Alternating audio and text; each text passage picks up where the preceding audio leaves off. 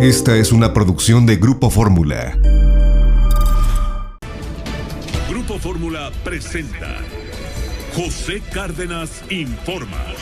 En más de 120 frecuencias de radio en México y cadenas asociadas en Estados Unidos y Centroamérica. Telefórmula en los sistemas Easy, Sky, Total Play, Megacable y otros sistemas vía satélite. José Cárdenas Informa. Todas las noticias, todas las voces. ¿Qué tal? ¿Cómo le va? Muy buenas tardes. Hoy es el martes 14 de septiembre. Antes de saludar y cualquier cosa, permítame el contacto con Raciel Pérez Cruz, presidente municipal de Tlalnepantla en el Estado de México, toda vez que hace cuestión de minutos, rescatistas encontraron posibles restos humanos en el Cerro del Chiquihuite. Señor presidente Raciel, gracias por aceptar la llamada. Bote pronto, buenas tardes. Pepe, ¿qué tal? Muy buenas tardes a ti y a todo tu auditorio. Muchas gracias, Raciel. ¿Cuál es la información que podrías proporcionarnos en este momento, por favor? Sí, hace algún momento los cuerpos de rescate han informado a la coordinación, a la mesa de coordinación de esfuerzos, que han encontrado indicios que consisten en material genético que está en este momento ya examinando la Fiscalía del Estado de México para tratar de determinar la identidad de esos indicios. ¿Podrían ser cuerpos, Raciel? Sí, pero yo prefiero dejar así en ese Todavía caso. no se puede determinar si se trata de personas a las que están buscando. Entiendo, una madre de 20 y tantos años y sus dos hijos de 5 y 3 años. Exactamente, sí, son indicios y ya los está analizando la autoridad, los peritos. Ahora, para sacar cualquier indicio es necesario escarbar y eso desestabiliza el talud por el derrumbe en la colonia Lázaro Cárdenas allá en el Chiquihuite, ¿no? Así es. Sí, ya en dado caso estos indicios pues fueron localizados, son parte del esfuerzo que se ha realizado en la búsqueda del día viernes. ¿Esto se logró gracias al esfuerzo de los rescatistas o se hizo con la ayuda de perros?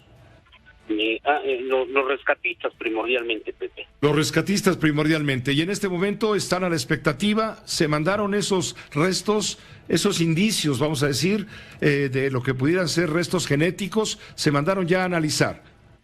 Sí, se están analizando. Esta información ya la conoció el padre y precisamente se harán ahí las pruebas respectivas para determinar si coinciden con el material genético de la persona sobreviviente.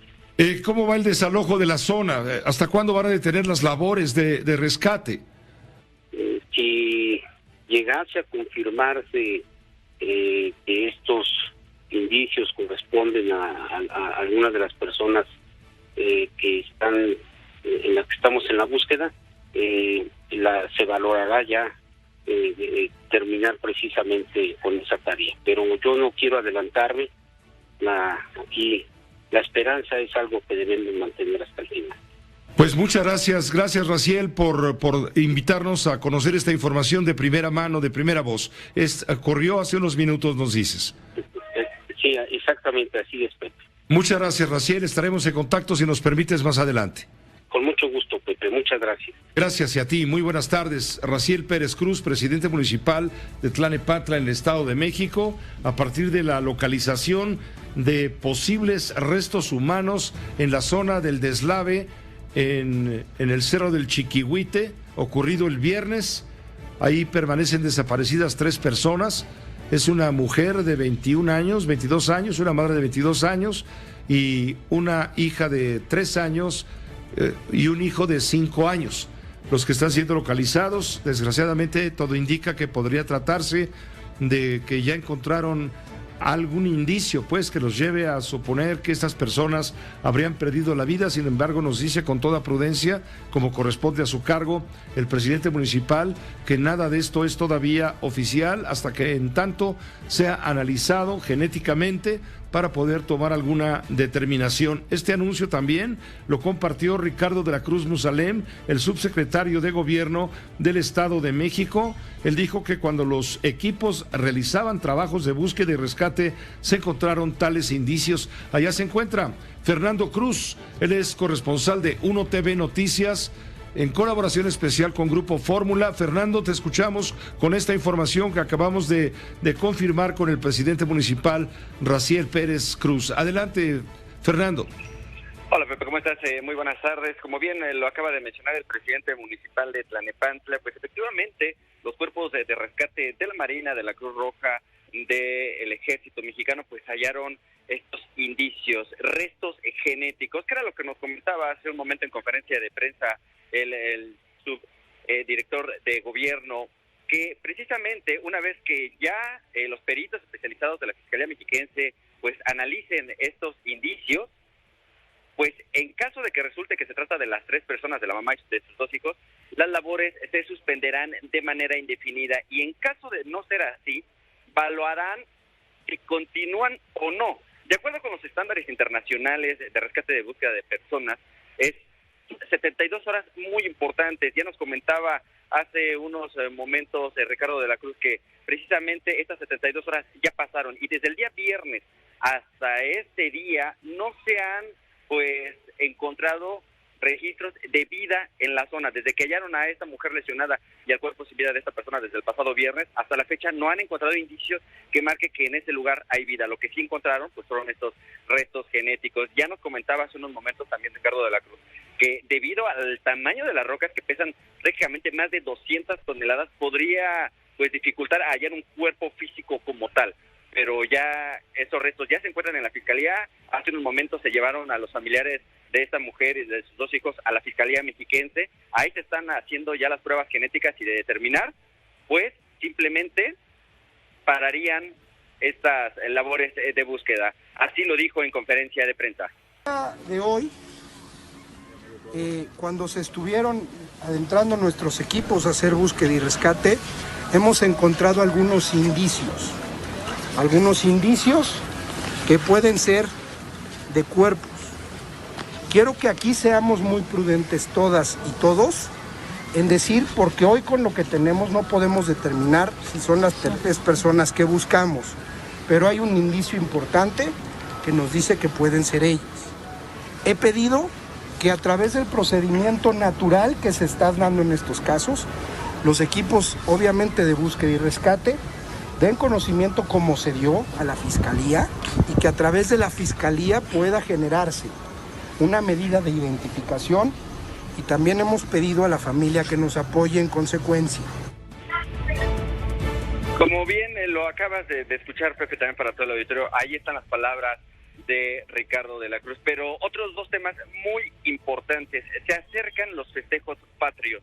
Pues surgió a todos los vecinos de la zona oriente de Tlalnepantla, incluso de la Ciudad de México, a que eviten tronar pirotecnia, que eviten detonar fuegos pirotécnicos, toda vez que la zona está inestable, y la detonación de estos artículos pirotécnicos podrían provocar un nuevo deslave y poner en riesgo a las personas que se encuentran en la zona. Otro punto muy importante es que ya aumentó de 136 a 141 las viviendas que pues han sido notificadas para evacuar, para que se retiren de su domicilio. Ya nos comentaba que solamente el 50% ha optado por abandonar sus viviendas, y que aún continuarán las labores para convencer a estas personas de que es una zona de alto riesgo. Y por último, estamos hablando de las personas habitantes del radio de riesgo, por lo que tú mismo señalas, Fernando, un eventual deslave.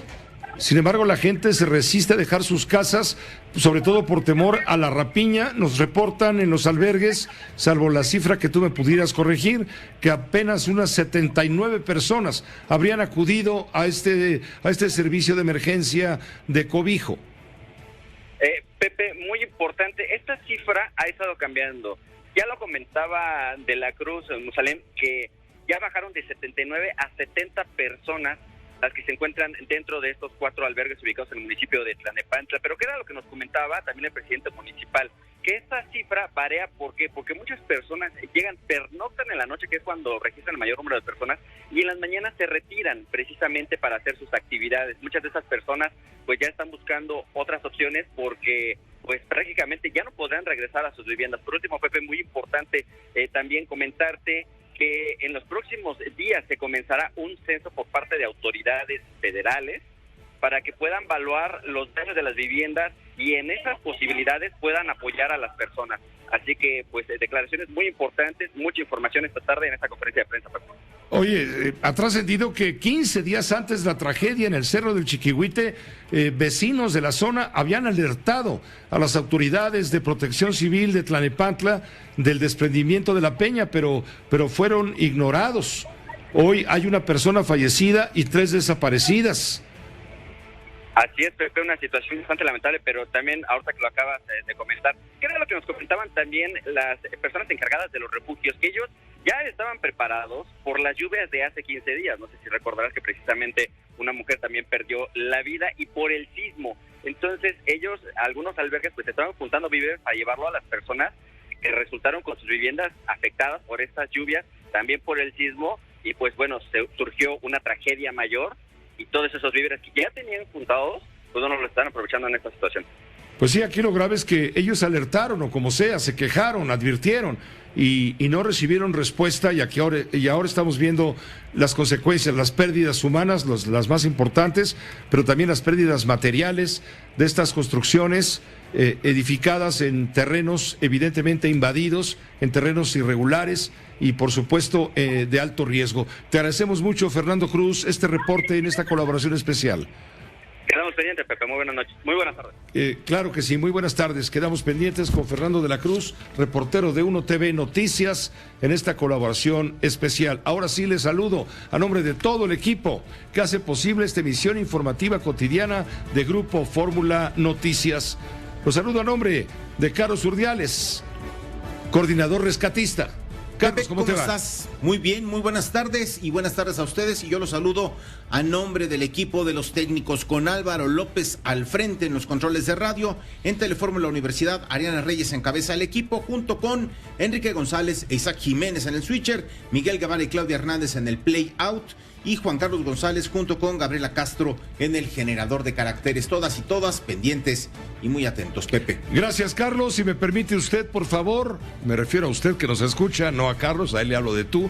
Permítame hacer una pausa muy breve para regresar con la historia de Zulma y otros vacunados en Veracruz. Finalmente, la niña que ganó el amparo recibió la vacuna en Jalapa, Veracruz. Otros 11 menores también recibieron la primera dosis.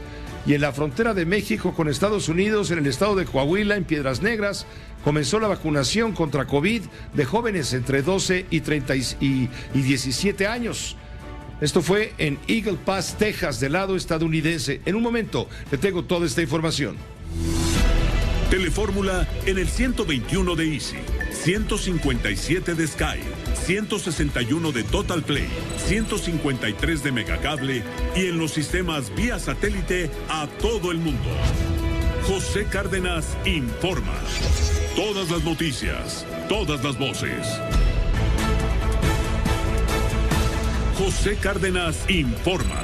Todas las noticias, todas las voces.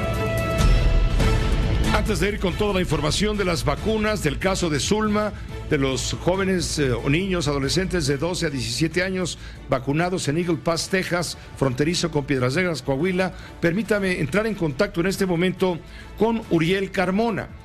El doctor Uriel Carmona es el fiscal general de justicia en el estado de Morelos. Resulta que los diputados, la sección instructora de la Cámara de Diputados, establece que la solicitud de la Fiscalía General de la República para quitarle el fuero es improcedente. También está en la línea telefónica mi compañera Maru Rojas. Esto provocó un verdadero escándalo en el Congreso. Primero saludo al procurador al fiscal Uriel Carmona y también a Maru Rojas. Fiscal, ¿qué tal? Muy buenas tardes. Hola, Pepe Cárdenas. Por favor, háblame de tú, si eres tan amable, a tus órdenes, como siempre. Muchas gracias, Uriel. Está en la línea telefónica también mi compañera Maru Rojas desde el recinto legislativo de San Lázaro. Maru, está en la línea Uriel Carmona, el fiscal de Morelos. Hola, Maru, buenas tardes. Al que seguimos hasta la calle porque nos daba miedo, Pepe, que lo fueran a prender aquí mismo afuera.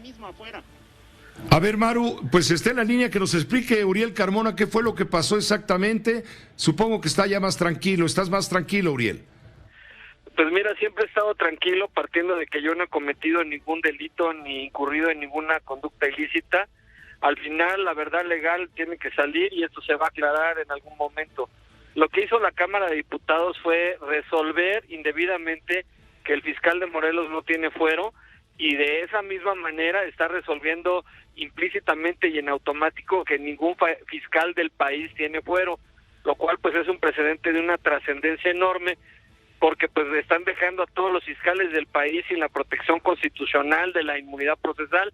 Entonces podemos ser detenidos en cualquier momento sin que tengamos esa protección, lo cual pues va a dificultar nuestra función de perseguir los delitos. Entonces pues nos vamos a defender en términos de lo jurídico, vamos a hacer valer los recursos que tenemos a la mano, las vías de impugnación constitucional, y estamos confiados en que el Poder Judicial de la Federación, que es un poder independiente y autónomo, pues va a resolver objetivamente y con imparcialidad. Entonces estamos tranquilos y esperando el desenlace. Sí, porque fueron 274 votos a favor, según nos reporta mi compañera Maru Rojas, y se le da un golpe a la solicitud que había previamente realizado la Fiscalía General de la República para llevarte a juicio político, fiscal. Pues mira, más que un golpe, le hicieron caso, porque finalmente la Fiscalía consigue dejarme sin fuero, no a través de un juicio de procedencia. No me quitaron el fuero, sino resolvieron que originalmente, supuestamente, no lo tienen los fiscales estatales. Resolvieron que el fiscal de Morelos no tiene fuero, lo cual pues deja a la Fiscalía General de la República para poderme tratar como si fuera un ciudadano de a pie y no tenga yo esa protección constitucional. Por supuesto que no estamos de acuerdo con esa determinación. Muchos diputados votaron en contra. Vamos a defendernos a través de la vía constitucional, de la vía legal, y espero que haya pues una revocación de esta determinación. No es la última palabra. Tenemos al Poder Judicial, que es el vigilante de la constitucionalidad y de la legalidad, y estamos confiados en que así será, Pepe. Uriel, finalmente te pregunto, ¿es un asunto político proveniente del actual gobernador del estado, Cuauhtémoc Blanco? Sí, fíjate que me ha advertido como un adversario político cuando que no lo soy. Estamos juntos peleando contra la delincuencia, tenemos ese enemigo común. Él no tiene por qué preocuparse del fiscal de Morelos ni de ninguna otra institución o autoridad. Y en la Cámara de Diputados yo creo que ha habido una desinformación completa de lo que está pasando realmente en Morelos. Les explicaron mal, les plantearon mal.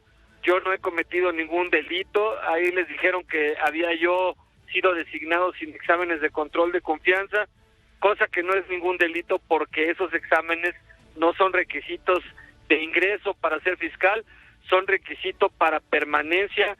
Esos exámenes, en ese sentido de permanencia, yo los presenté, los aprobé, los tengo entregados, entonces no hay delito que perseguir. Y bueno, pues sí, el origen es un tema estrictamente político. Ahora estamos usando las vías jurídicas para defendernos, y pues esperemos que todo salga bien. Yo creo que las autoridades van a tener que encontrar, el agua encuentra su nivel, y al final se sabrá quién decía la verdad, Pepe. Seguramente, Maru Rojas, tendrás alguna pregunta para el fiscal de Morelos, para Uriel Carmona. Las mismas que le hice cuando estuvo aquí en la Cámara de Diputados, porque me llama mucho la atención que los diputados de Morena y aliados no lo reconocieran siquiera. Preguntaban a quién estábamos entrevistando y por qué tantas cámaras lo seguíamos hasta la puerta. Habían votado quitarle el fuero federal y no sabían ni siquiera a quién se lo quitaron. Antes los legisladores hacían toda una tarea, o sus equipos, sus asesores, para saber de quién estaban hablando, de qué se le acusa. el asunto del que se le acusa es mínimo, un asunto administrativo, nos explicó el mismo fiscal, pero sí nos llama mucho la atención que se están dando cuestiones inéditas que van a terminar en la Suprema Corte de Justicia, y para el fiscal, pues solamente preguntarle si sí van a ser enjuiciados los diputados, 274 que hoy votaron a favor, podrían irse a juicio político para desaforarlos y que rindan cuentas por su desacato. Mira, el juez federal que tiene el asunto del amparo va a valorar si los diputados violaron o no la suspensión definitiva que yo tengo otorgada. Yo creo que sí, y si es así, pues entonces estarían incurriendo en un delito federal, y bueno, será la propia fiscalía la que tiene que juzgar si se encuadra los diputados en este delito de desacato. Es un delito que establece la ley de amparo, y entonces pues en automático tendrán que proceder en su contra, porque es una conducta pues que es muy delicada. No sé si recuerdas, allá en 2005 al propio actual presidente de la República se le generó un problema por violar una suspensión. Violar una suspensión es algo muy, muy delicado. El amparo es una institución que tiene fama internacional, fama global, fama mundial. Es una institución mexicana que nació aquí y que es la que protege a todos los gobernados y autoridades ante los actos arbitrarios. Y bueno, pues es muy triste que se viole una medida de amparo por la máxima legislatura del país.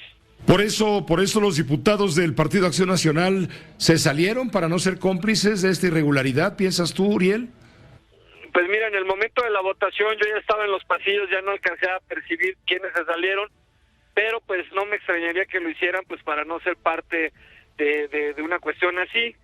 Sin embargo, pues ya estamos ahorita planteando los recursos constitucionales y legales que corresponden, y esperamos pues que pronto haya una resolución favorable que revoque este acto inconstitucional.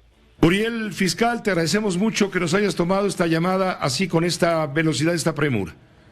Al contrario, gracias a ustedes, bonita tarde. Igualmente, gracias, Uriel Carmona, fiscal del estado de Morelos. Maru, ¿qué te parece todo este numerito? Pues antes teníamos tribunos constitucionalistas que conocían la ley a pie puntillas, lo dijo el fiscal. Fue el mismo caso por el que se desaforó Andrés Manuel López Obrador, se los explicaba con manzanas en la pasada legislatura. Dulce María Sauri, que recordará el auditorio y recordarás, Pepe, fue lo que alargó el periodo de la comisión permanente, que se suspendían sesiones porque no llegaban a consensos. ¿Por qué? Porque los que conocían la Constitución decían vamos a cometer desacato, y si ya la sección instructora lo desechó y lo mandó a la mesa directiva, para llegar al pleno tendría que haber pasado de nuevo por comisiones. No, se saltaron todos los trámites y en el pleno. Ayer le preguntábamos a Ignacio Mier de qué se trataba este procedimiento, solamente desecharlo, y cuando se desecha algo se menciona tal punto, se desecha, pero no, fueron 18 oradores, 2 horas de votación. PRI y PAN deseaban suspender el procedimiento con este tipo de mociones suspensivas como el que presentó Mario Gerardo Riestra Piña del Partido Acción Nacional.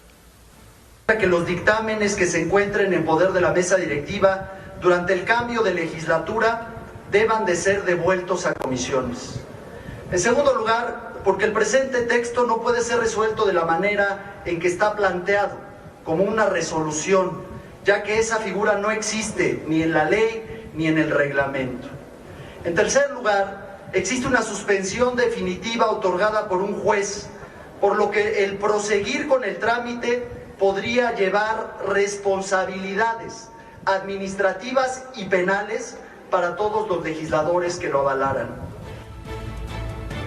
Insisto, Pepe, 274 diputados federales cometieron desacato, el mismo que cometió una sola persona en aquella fecha que citó el fiscal, Andrés Manuel López Obrador. Todos los 274 podrían ser enjuiciados jurídicamente y llevados al desafuero, que ya sabes el procedimiento, en una sección instructora que no está conformada. No hay ni siquiera comisiones aún en San Lázaro, no hay vacunas para la mitad de los poblanos o chiapanecos, y aún así, dijeron los propios panistas, estamos entrando en temas que no le competen a la población, que somos los representantes del pueblo. Para el PRI, bueno, pues no quieren ser parte de una persecución política, por ello también presentaron una moción suspensiva, pero el propio presidente de la mesa directiva, Sergio Gutiérrez Luna, se bajó a estar desde su curul para ser llamado a tribuna y hablar a nombre de Morena porque sí no tenía fuero. Así lo dijo el hoy presidente de la mesa. La propia Constitución del Estado de Morelos dice que no tiene fuero. Por lo tanto, este no es un procedimiento en el que se esté determinando si hay lugar o no. Lo único que estamos diciendo o que dirá esta asamblea es que se desecha a través de un acuerdo de trámite porque el sujeto no está dentro del catálogo del artículo 111.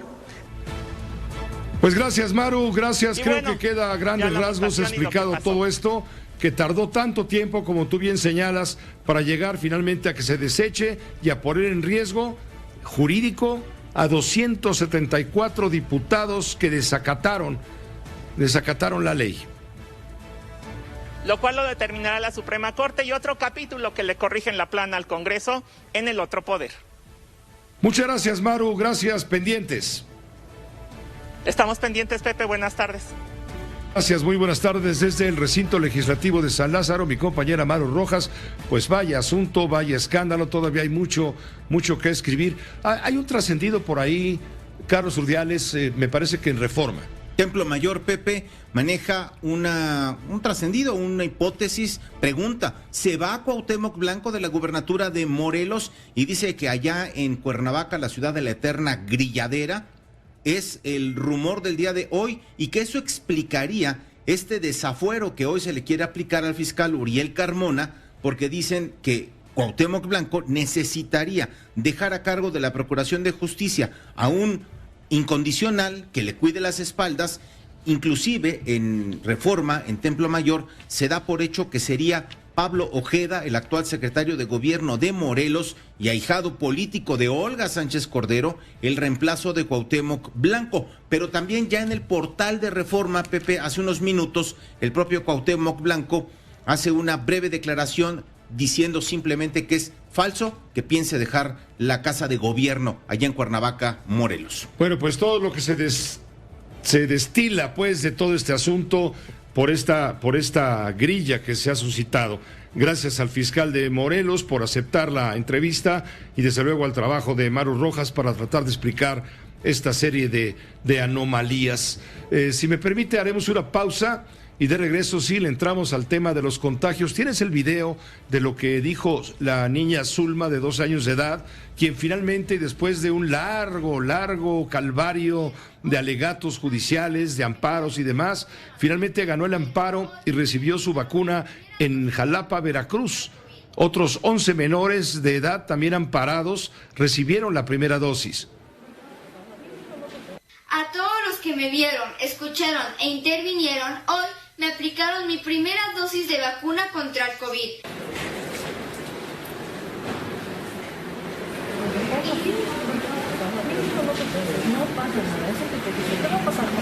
Está precisamente en la línea telefónica Zulma García, la mamá de Zulma.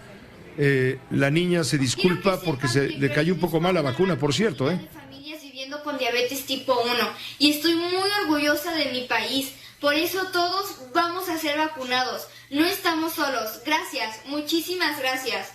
Fue lo que dijo Zulma, señora, orgullosa de su hija. Buenas tardes. Buenas tardes, pero no está mal de la vacuna. Entonces, por qué no pudo hablar con nosotros? No tiene reacción propiamente, simplemente el malestar de su brazo apenas empezó como hace un par de horas. Sí. Tal vez menos, un poquito menos. Cuando fue la vacuna absolutamente nada, ni dolor, pues es que prácticamente todos los días se aplica su insulina, entonces nada que ver con las agujas. Y hace como, le digo, tal vez menos de 2 horas, hora y media, empezó ya con la molestia, así como que dice que siente que tiene embarado el brazo. O sea, supongo que es la molestia normal que todos hemos sentido. Estamos seguros que será eso, no soy doctor, pero supongo que esto será y será pasajero, señora, y con paracetamol, pues esto podría evitarse en cuanto a las molestias para su hija, pero aquí lo importante en el fondo, además de que ya fue vacunada la niña, que fue vacunada Zulma, de 12 años, ¿se está haciendo justicia finalmente, piensa usted, con su hija y otros casos? Porque también otros 11 niños recibieron la primera dosis. Sí, encontramos 11 chicos que también, con ella fueron 12, que también hoy recibieron su vacuna. Yo me imagino, la más chica fue Zulma, pero supongo fue de esa edad, también por amparo. Y pues, más que justicia, se está haciendo lo que se debe de hacer. O sea, el gobierno, ¿no? No estoy de acuerdo que como chicos tengan que acudir a amparos para que se les haga valer su derecho. Es que esa era la pregunta que le iba a hacer. ¿Usted recomienda a niños ampararse para obtener la vacuna?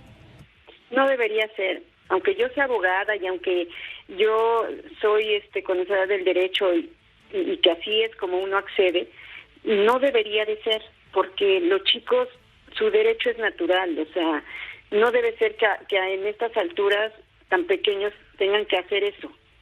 Yo creo que es buen gesto que ya hayan reconocido lo que está en el programa de vacunación. O sea, por ejemplo, nosotros, ¿no? Los que viven con otro tipo de condición, pues eran después de 60 años, ¿no? O sea, la prelación no la saltaron. Eso es por un lado. Yo creo que si eso se hubiera cumplido en su momento legal oportuno, ahorita pues estuviéramos hablando de los demás chicos, o sea, los que no viven con algún tipo de condición y que también tienen derecho. Yo lo que creo es que la vacuna se debe de abrir. Se debe de abrir ya a los de 12 a 18. Y entonces, pues que cada padre decida, porque muy respetable cada punto de vista sobre la aplicación de las vacunas, en lo que es en lo personal de los padres, ¿no? Pero se debe de abrir la vacunación. Debemos de proteger a nuestra niñez también, porque no una vida vale más que la otra. No. Todos tenemos el derecho a la vacuna, a la salud. Como lo dijo alguna vez Zulma, pues es un derecho humano, ¿no? De acuerdo, señora. Pues mire, fue de tal impacto el llamado que hizo su hija el pasado 6 de septiembre, el cual transmitimos aquí, por supuesto, con usted, ¿se acuerda? Respecto a que se había emplazado a Zulma para que la valoraran y vieran la forma de ponerle la vacuna, etcétera. Pues el llamado fue explosivo, a tal grado que el propio doctor Hugo López-Gatell, el subsecretario de la Salud, hubo de admitir ayer en la conferencia mañanera que pues sí, que efectivamente se tiene contemplado vacunar contra COVID alrededor de 1 millón de niños, niñas y adolescentes entre 12 y 17 años. Lo pongo para que vea que la petición, el mensaje conmovedor de su hija Zulma García, de su hija, fue muy fuerte. Ese grupo, que posiblemente para el conjunto de toda la población infantil y adolescente mexicana sea un poco menos de 1 millón de personas, lo tenemos contemplado para vacunarse. Entonces, ese grupo, niño, adolescente, niña, adolescente, con causas de riesgo para COVID grave, va a ser vacunado, está contemplado. Bueno, pues tuvo que cambiar el discurso el doctor López-Gatell, Zulma. Además, el 24 de junio la Comisión de Riesgos Sanitarios, la COFEPRIS, había autorizado que se aplicara la vacuna contra COVID desarrollada por Pfizer a menores de 12 años, pero seguramente lo que ocurrió es que no había suficientes vacunas y por eso tuvieron que cambiar la narrativa, que finalmente quedó demolida con el contundente testimonio de su niña, que de alguna forma se convierte en símbolo de aquellos que, como la suya, tienen necesidad de ser atendidos y valorados. Mire, qué bueno que lo retoma, y ahora yo le pido a usted, y como nos han apoyado siempre, que no nos dejen, porque ahora queremos saber cuándo. Si es cierto, Zulma ya tuvo su primera dosis, pero somos 1 millón, ya lo dijo el doctor Gatell, ¿no? O más, de chicos que viven con este tipo de enfermedades, ¿no? O que somos más vulnerables. ¿Cuándo? Otra vez le vamos a preguntar, ¿cuándo? O sea, que no sea mediático. Entonces, pues yo creo que van a escuchar un poquito más de nosotros para que, pues no los podemos dejar. Estamos hombro con hombro, ¿no? Entonces, lejos de amparos es estar preguntando que no puede ser dentro de 1 año, dentro de 2 meses, no, ¿cuándo? Pero que no les digan a ustedes que están coludidos con los farmacéuticos que le están haciendo la guerra al gobierno. No, eso definitivamente está fuera de lugar. de ninguna manera. Y pues bueno, aquí estamos, ¿no? Y entonces simplemente pues nos tenemos que seguir apoyando en la sociedad y en ustedes que son nuestra voz, ¿no? Pues muchas gracias señora. Por darnos el espacio. Claro, gracias señora, gracias por confirmarnos toda esta información.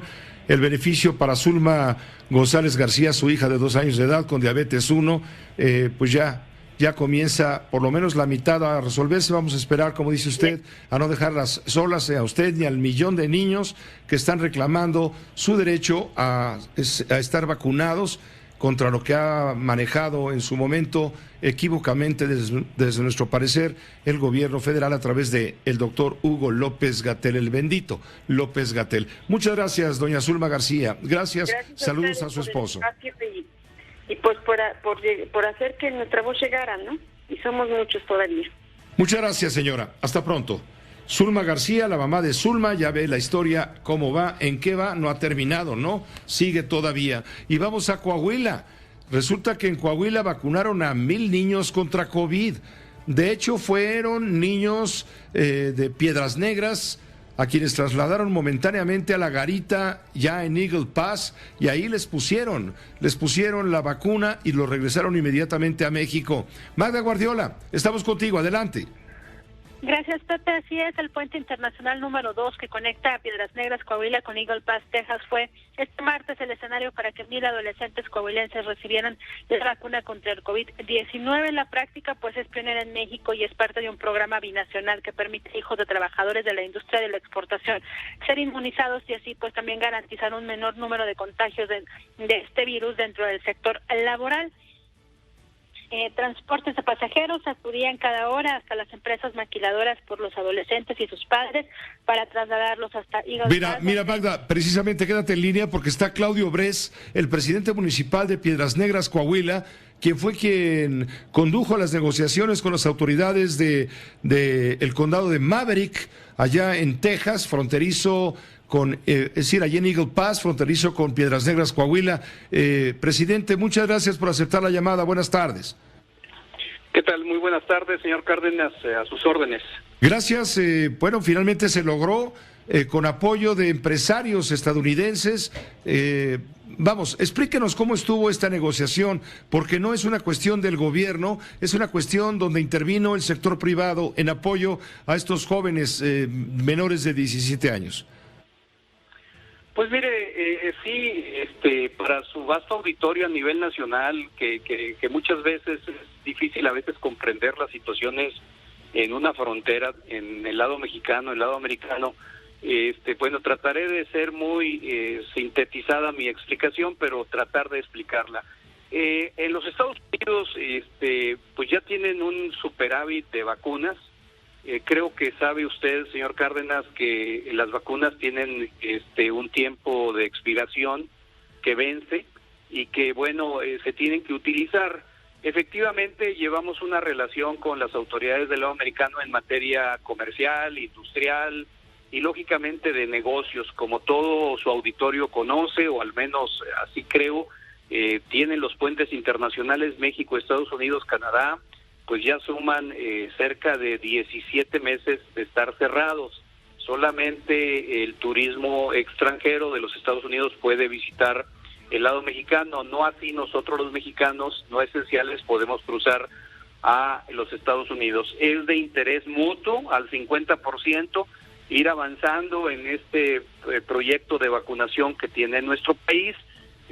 Llevamos un avance muy importante en vacunaciones hasta su segunda dosis de 18 años en adelante, pero pues en nuestro interés desde hace algunas semanas ha sido pues los adolescentes que todavía en nuestro país todavía no se pueden vacunar y que hemos buscado tocar puertas con las autoridades del condado enfrente de nosotros. ¿Por qué hablo de condado y no la ciudad? Porque en Estados Unidos hay condados muy grandes que tienen varias ciudades dentro de su mismo condado. Y es el juez del condado, que es el equivalente al alcalde o al mayor de la ciudad, en esa ciudad norteamericana, que tiene facultades y tiene más poder, y por eso las negociaciones, usted lo decía hace un rato, han sido con el condado de Maverick, que es su juez de condado, David Saucedo, quien nos autorizó 2 lotes por separado. Hace 3 semanas vacunamos a 270 adolescentes en el mismo cruce internacional, los cuales los 21 días se les vencerán el próximo jueves, que recibirán su segunda dosis en ese mismo cruce internacional, y hoy se nos autorizó un lote adicional de 1,000. Tenemos una población de más de 19,000 adolescentes en esas edades.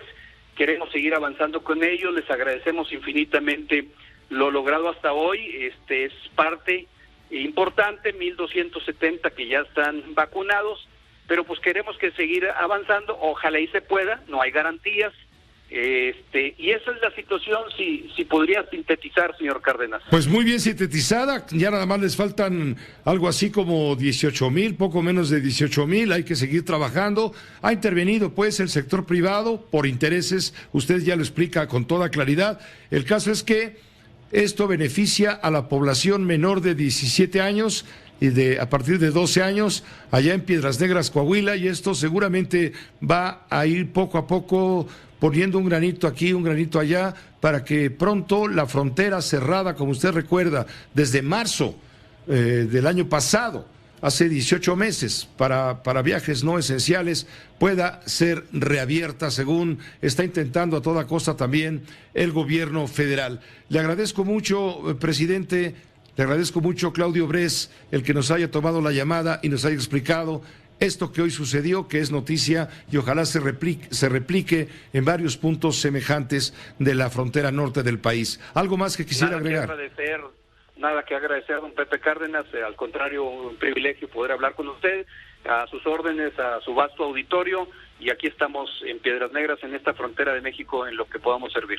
Gracias, presidente, que le vaya muy bien. Muy buenas tardes allá en Piedras Negras, Coahuila, zona carbonífera. Magda Guardiola, pues ya escuchaste lo que dijo el presidente municipal, el alcalde de Piedras Negras. Sí, así es, Pepe. Bueno, sumando a lo que comentaba el alcalde, Piedras Negras tiene ya un 94% de su población prácticamente inmunizada, tanto con el doble esquema de vacunación como el esquema sencillo.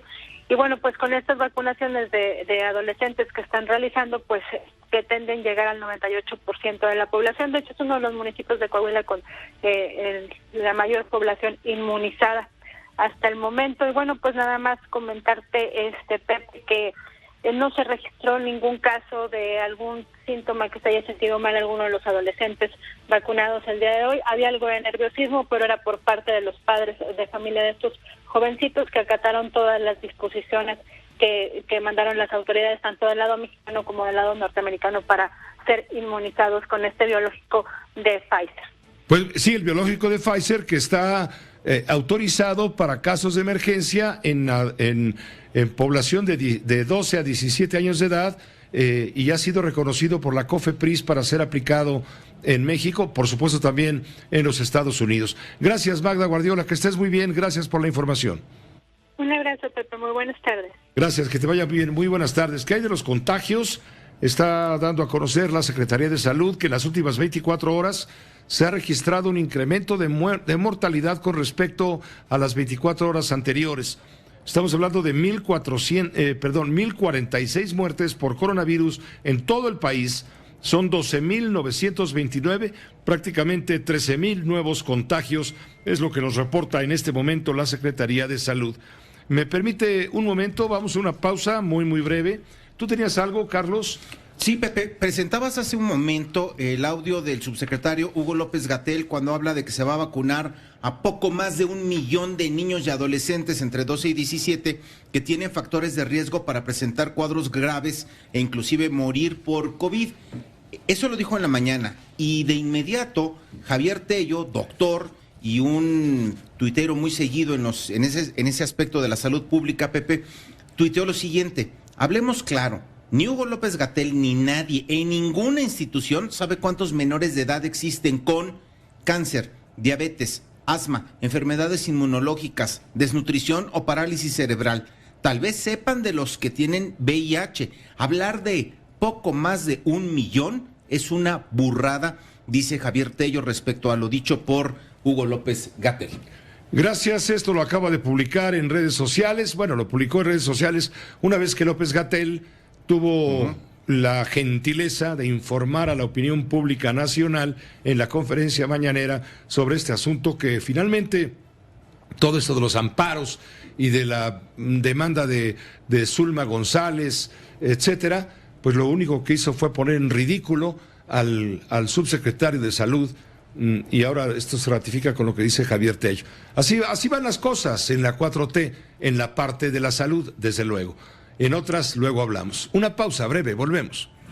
Aquí se escuchan todas las noticias y todas las voces. Raciel Pérez Cruz, presidente municipal de Tlanepantla, en el Estado de México.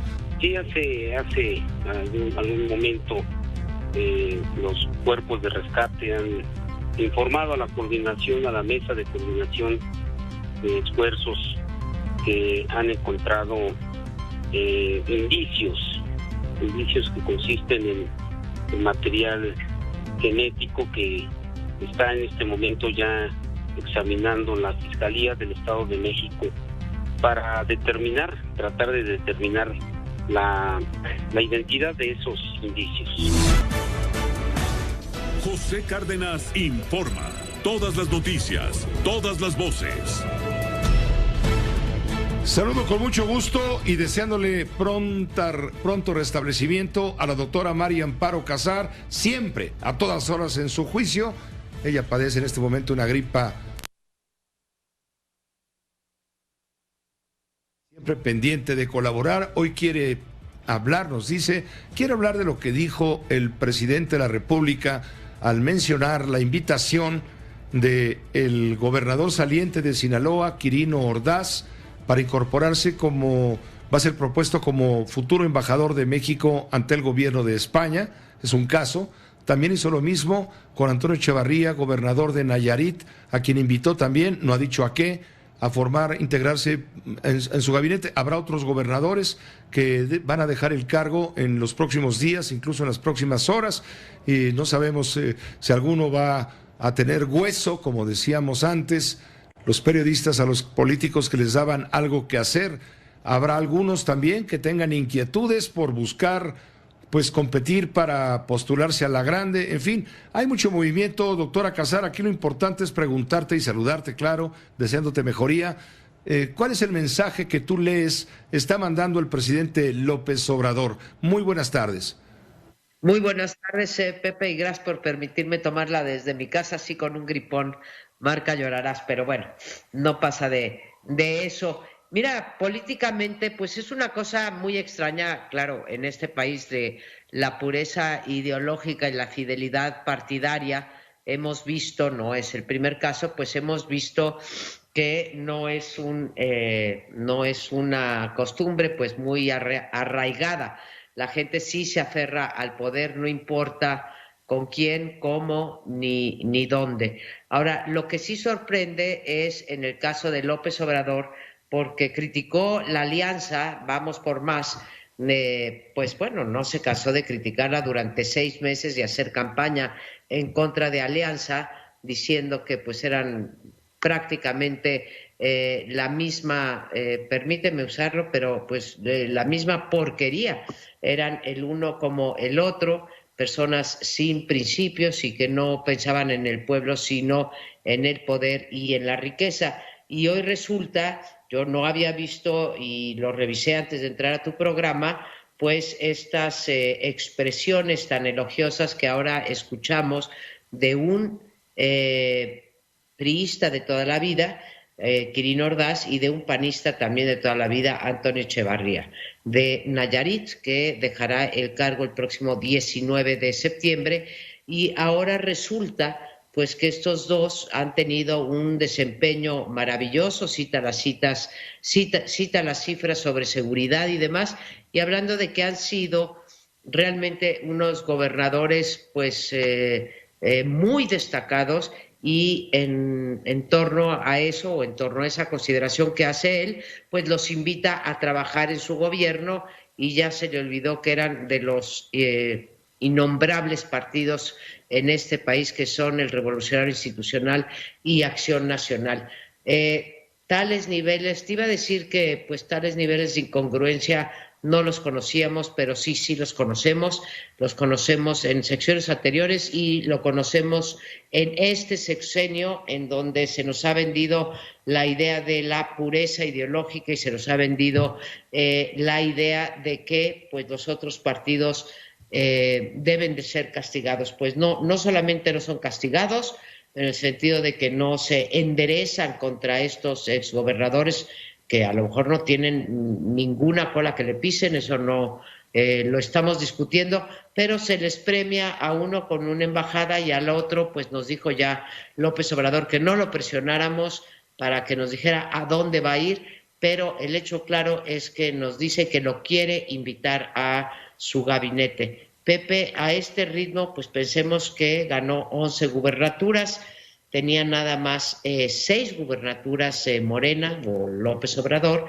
pues entonces esperamos que pues a 5 exgobernadores los pueda invitar próximamente a su gabinete. Yo francamente no entiendo y pues la única explicación que me puedo dar es que algún papel habrán jugado en las elecciones, porque pasar de ser miembros de una oposición tan denostada como son el PRI y el PAN a participar en el gabinete y volverse, pues no morenistas, pero sí al servicio del titular del Ejecutivo, pues sí me llama, cuando menos, Pepe, a reflexionar si tuvo algo que ver con la pérdida de las gubernaturas. Hasta el momento, Pepe, que yo conozca, no ha invitado a ningún exgobernador que haya mantenido su estado para el partido por el cual ganó en los 6 meses anteriores. Ahora, sí se ha levantado la voz de los aliancistas, me refiero a PRI, PAN, PRD, desde ayer, cuando se conoció esta invitación directa para Antonio Echevarría de Nayarit, por salir ya 3-4 días, y a la invitación a Quirino Ordaz Coppel del estado de Sinaloa. Incluso Jesús Zambrano, líder nacional del PRD, dice que la invitación a Quirino Ordaz es un pago al PRI por permitir la presunta intervención del narco en la elección del 6 de junio y el triunfo de Morena en Sinaloa. Mientras tanto, Alejandro Moreno, el presidente nacional del PRI, dice que el Consejo Político Nacional debe aprobar si Quirino Ordaz puede o no aceptar el nombramiento, como embajador de México en España, pero si el Consejo Político Nacional del PRI lo considera prudente, procedente, pues Quirino Ordaz podría ser expulsado del Partido Revolucionario Institucional. Hoy le preguntaron sobre esto al presidente María Amparo y él dijo que seguirá invitando a su gobierno a líderes políticos y gobernadores de otros partidos y haciendo frente a las críticas, te lo pongo. Se enojaron mucho. El PRI ya le puso trabas. Sí, no sé por qué, porque no va a representar a un partido, no va a renunciar él a su militancia, no le estamos pidiendo como condición el que renuncien a sus libertades, eso es inmoral, es indigno, cada quien puede tener su manera de pensar, su militancia, sus creencias y la representación de México en el extranjero, pues no tiene que ver con partidos, es una representación del Estado mexicano. Nos llama la atención, María Amparo, esta declaración mañanera del presidente, toda vez que el 20 de agosto él mismo cuestionó por qué debería representar a su gobierno algún personaje que no coincida con su visión política, refiriéndose a la novelista Brenda Lozano, nombrada para ocupar el cargo de la sección cultural en la Embajada de México, precisamente allá en Madrid, toda vez que Jorge F. Hernández, por haber realizado comentarios contra la María del Carmen Oñate Muñoz, pues tuvo que renunciar. Entonces Marcelo Ebrard, el secretario de Relaciones, nombró a Brenda Lozano, que sigue siendo un misterio qué pasó, porque no ha llegado para allá, no se ha sabido más. El presidente, al enterarse, dijo: no, de ninguna manera voy a buscar el nombramiento de una mujer de letras de los pueblos originarios, alguien de Mixteco, en fin, Zapoteca, y no se ha sabido nada. Pero sí llamó la atención porque hubo muchas críticas señalando que Brenda Lozano no pertenecía a su equipo y que lo había criticado mucho. Entonces lo dijo el 20 de agosto.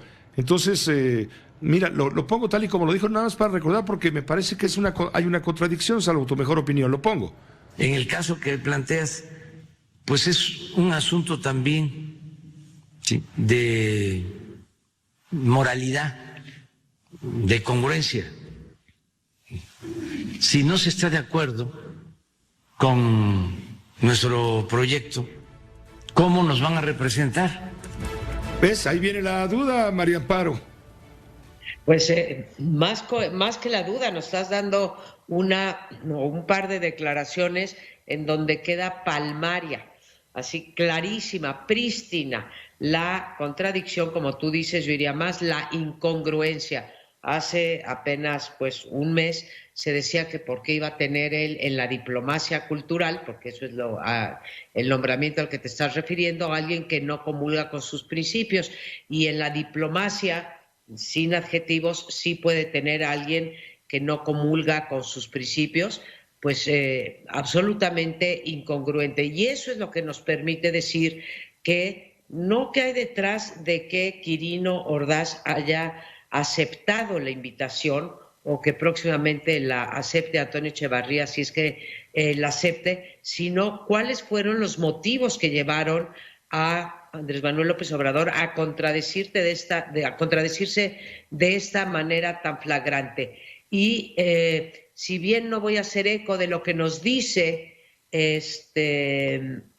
Jesús Zambrano, pues son cargos muy fuertes, que bueno, pues habría que ver la relatoría que se hizo en la OEA o lo que ha escrito Héctor de Mauleón sobre estos casos, pero sí vale preguntarse, ¿sí?, de qué manera ayudaron en las elecciones la estructura morenista a que no siguieran sus partidos en el poder, y si esto no es un pago político. Podría simplemente haberles agradecido, decir no los voy a perseguir, en fin, pero no tienen por qué invitarlos, porque yo no sé qué va a hacer en este caso, qué va a hacer Quirino Ordaz, si va a hacer eco, por ejemplo, de que el rey de España nos tenga que pedir una disculpa por supuestamente el genocidio que cometió. Pues va a estar el PAN por un lado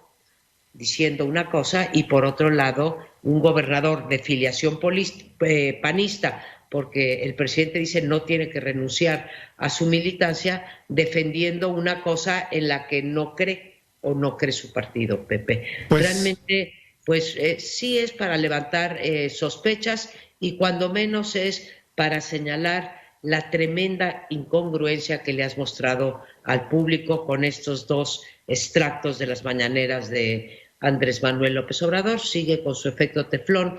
No importa que no nos vayamos a contradecir tú y yo, Pepe, porque de hipócritas no nos baja. Pero en fin, así están las cosas y así es el pago de los favores políticos. Muchas gracias, María Amparo Casar, por esta colaboración. Mejórate, por favor. Claro que sí. Hasta pronto, la doctora María Amparo Casar, a todas horas en su juicio. Vamos a hablar también con Leo Zuckerman sobre todo este asunto.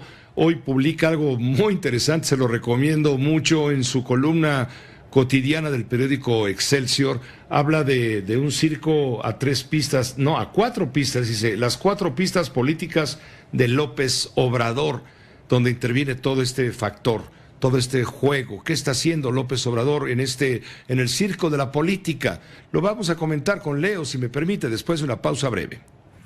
Aquí se escuchan todas las noticias y todas las voces. El doctor Uriel Carmona es el fiscal general de justicia en el estado de Morelos. Por supuesto que no estamos de acuerdo con esa determinación. Muchos diputados votaron en contra. Vamos a defendernos a través de la vía constitucional, de la vía legal, y espero que haya pues una revocación de esta determinación. No es la última palabra. Tenemos al Poder Judicial que es el vigilante de la constitucionalidad y de la legalidad, y estamos confiados en que así será, Pepe. José Cárdenas informa. Todas las noticias, todas las voces.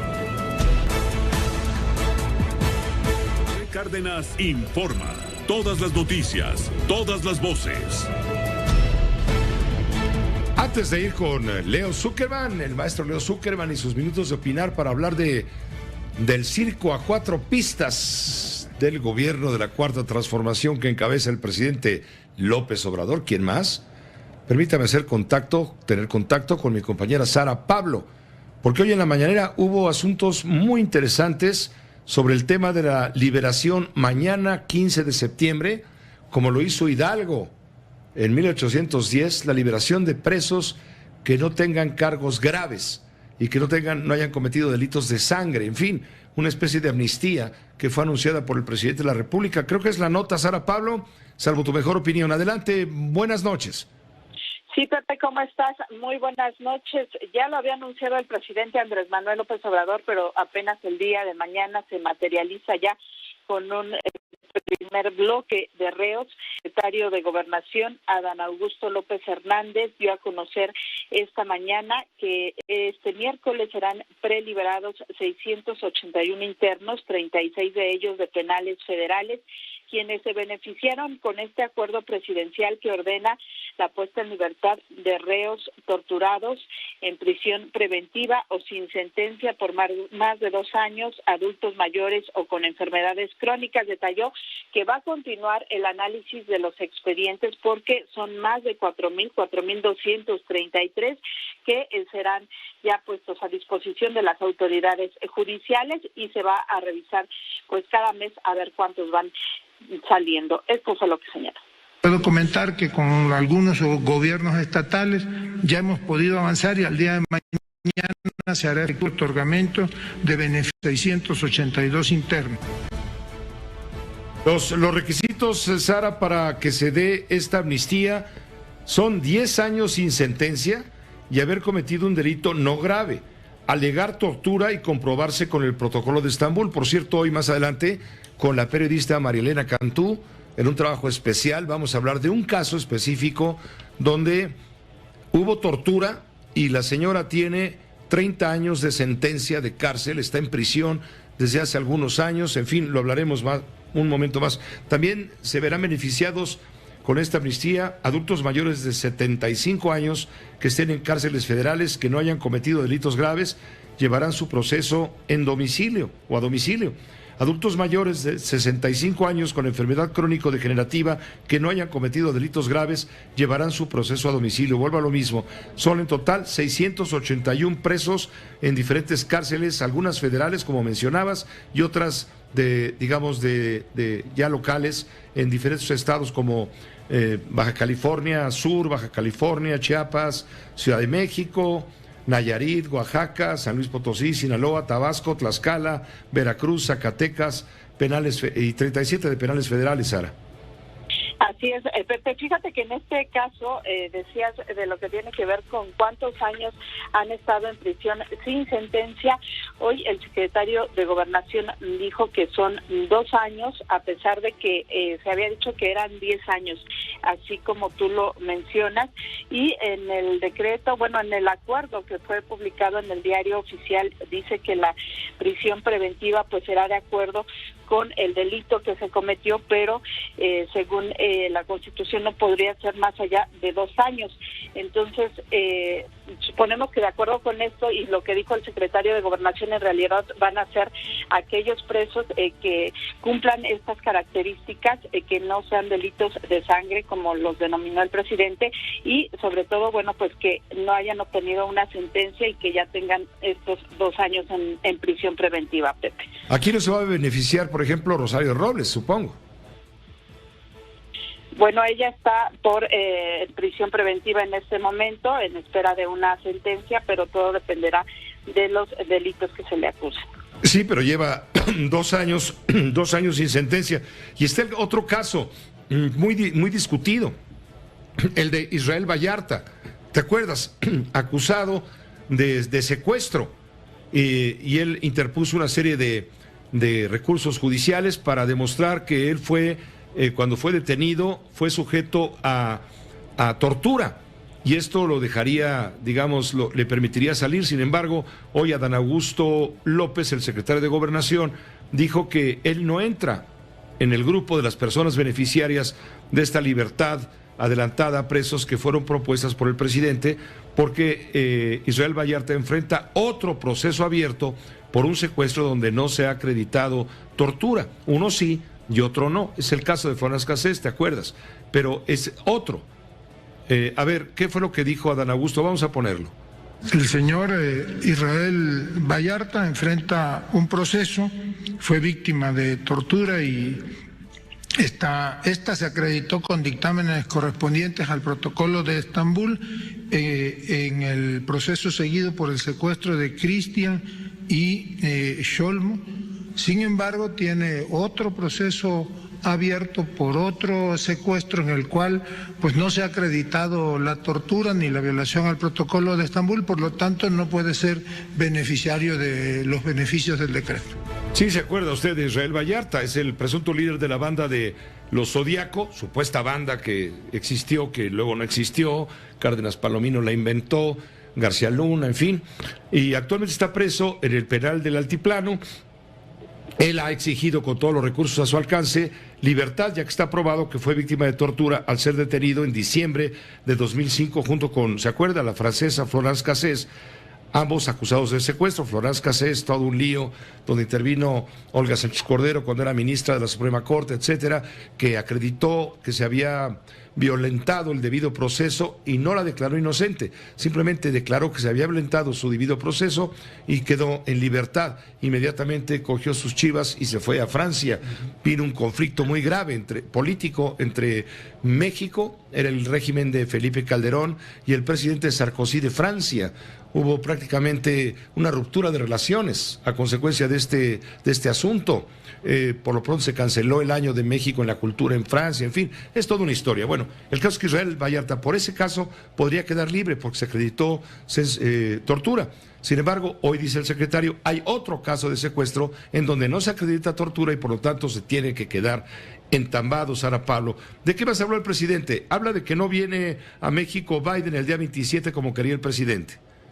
Así es, Pepe, y esto pues a colación de que está invitado a los festejos patrios el presidente de Cuba, Miguel Díaz-Canel, se le preguntó por este asunto y el Ejecutivo defendió esta decisión. Recordó que este año pues han sido convocados varios mandatarios y en este marco se invitó también al presidente de Estados Unidos, Joe Biden, a la ceremonia del 27 de septiembre con motivo de la consumación de la independencia, pero debido a que no puede asistir, acudirá en su representación el jefe del departamento, Anthony Blinken.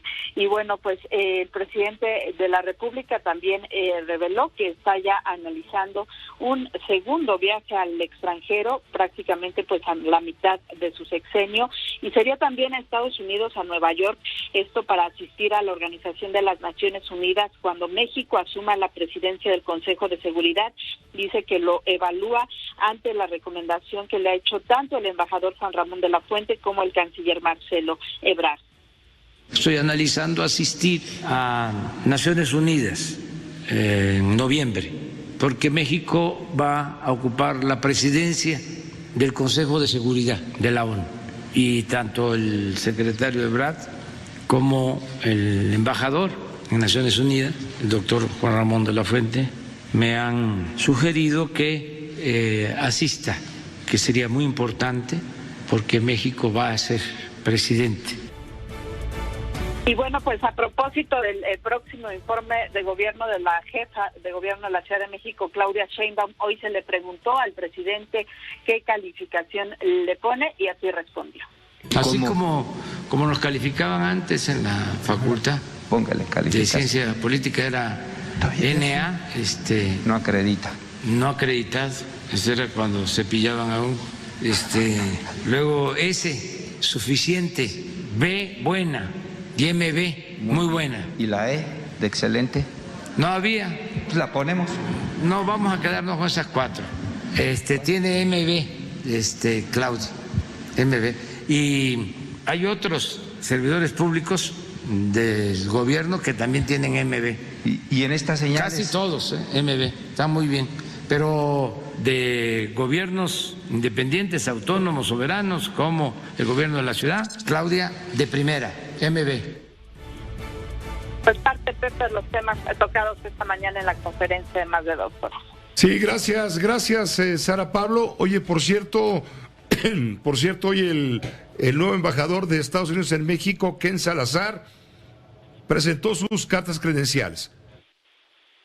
Así es, Pepe, pues ya estaba previsto justamente que asistiera después de que se dio a conocer su llegada este fin de semana. El presidente de la República informó que todo el día de hoy pues estaba prácticamente dedicado a recibir las cartas credenciales de nuevos embajadores en nuestro país, entre ellos pues el propio Ken Salazar, embajador de Estados Unidos en nuestro país.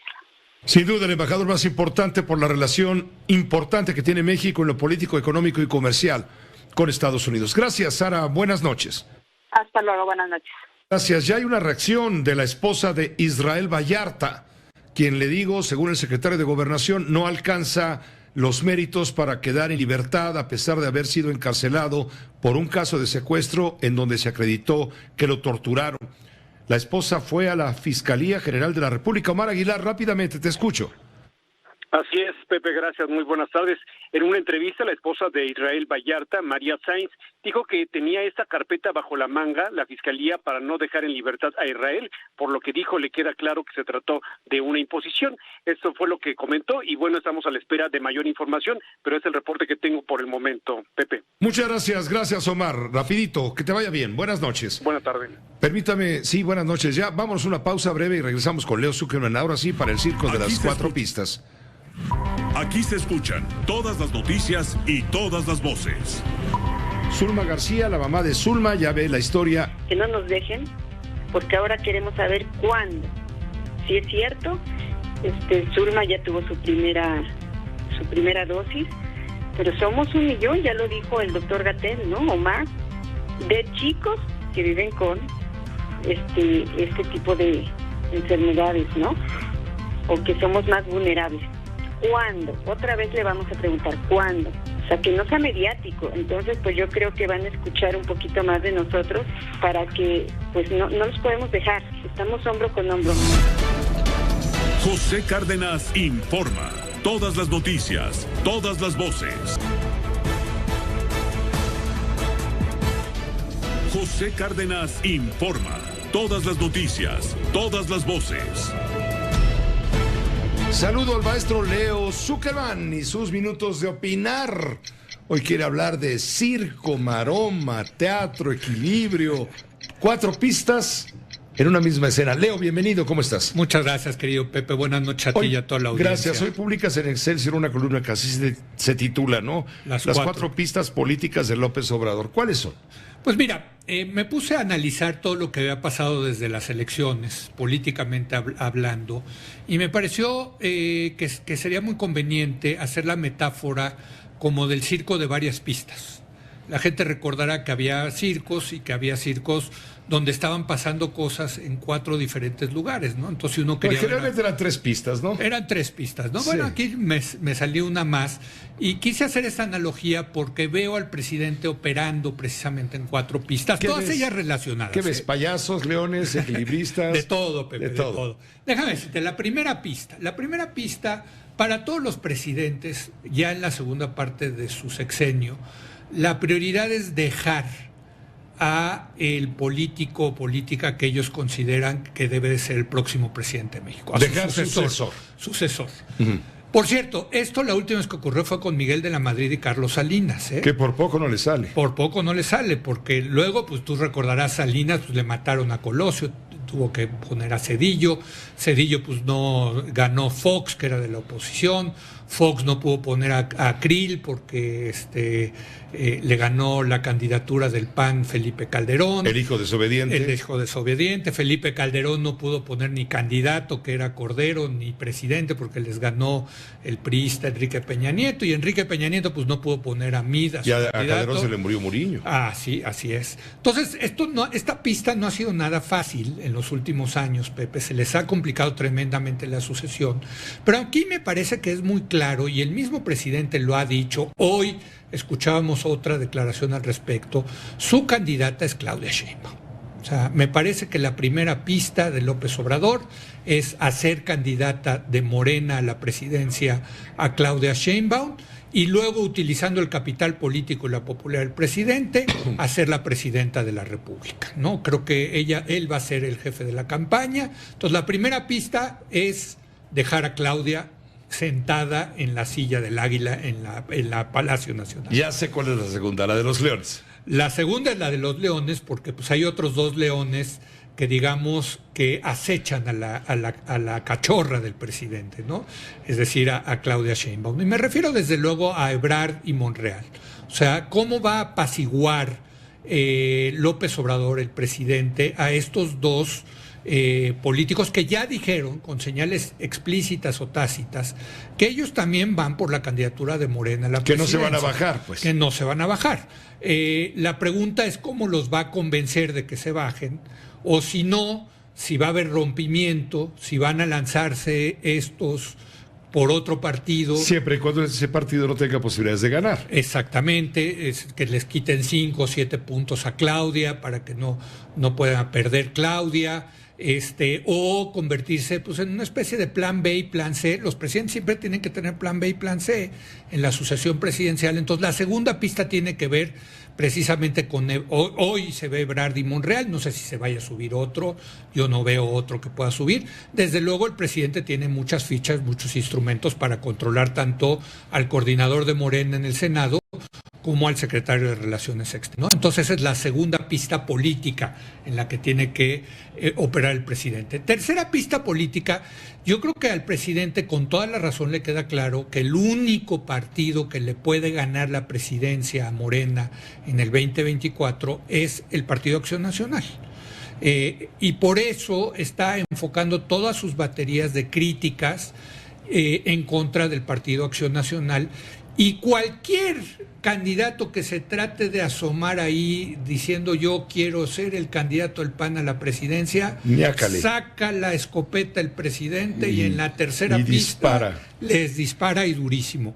Que ha sido el caso con Francisco García Cabeza de Vaca, gobernador de Tamaulipas, y con Ricardo Anaya, ambos ya perseguidos judicialmente, en esta viejísima tradición política mexicana de utilizar a la justicia para para detener las carreras políticas.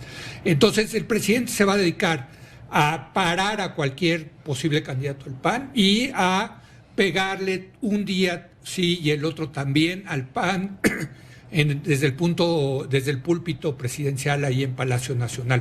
Por cierto, luego los propios panistas se ponen de payasos, de payasitos. Esa es la pista de los payasos. Esa es la pista de los payasos, porque pues cometen errores como lo de Vox, pues que nada más, ¿no? Ves al otro pegándoles atrás a los pobres payasos. Y el presidente feliz, claro. Feliz, ¿no?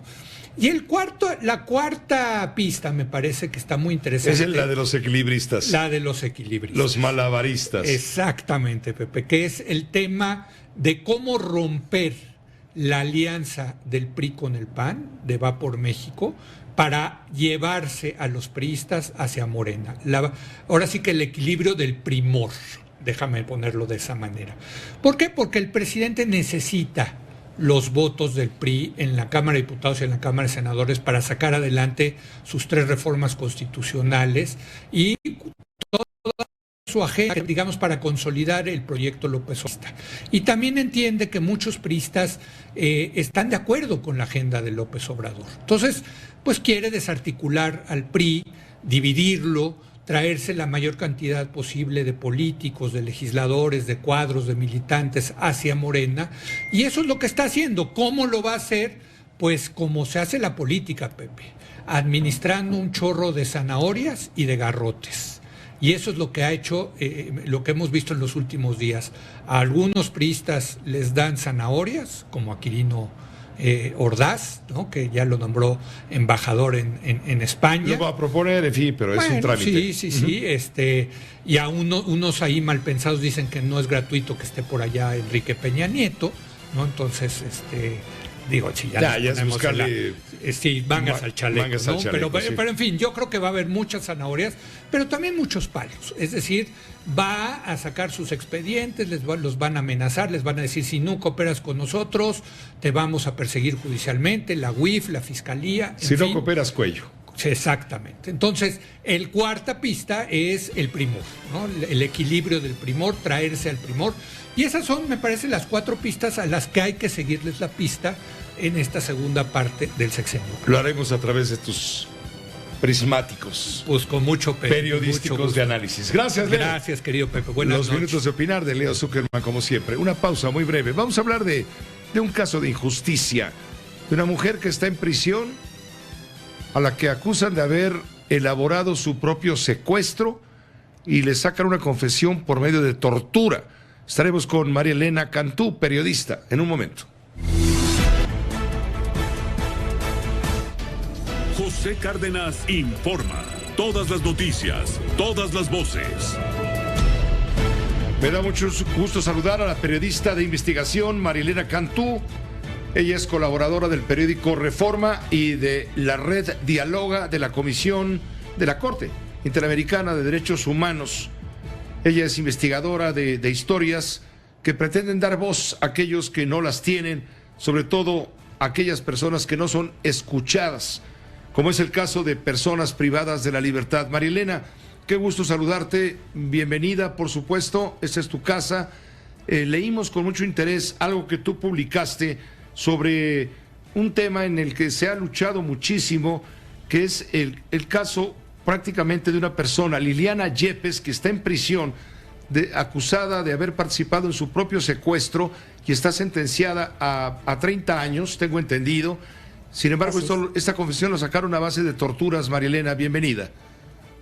Gracias, Pepe. Al contrario, gracias por el espacio. Es un placer hablar contigo. Mira, efectivamente, hace más de 23 años que el sistema de Naciones Unidas y el sistema interamericano viene denunciando lo siguiente: se tortura a la gente para arrancarle confesiones. ¿Y quiénes hacen esto? Los policías federales y estatales de investigación. Una y otra vez se repite esto, incluso en el informe más reciente del Comité contra la Tortura de Naciones Unidas de 2019.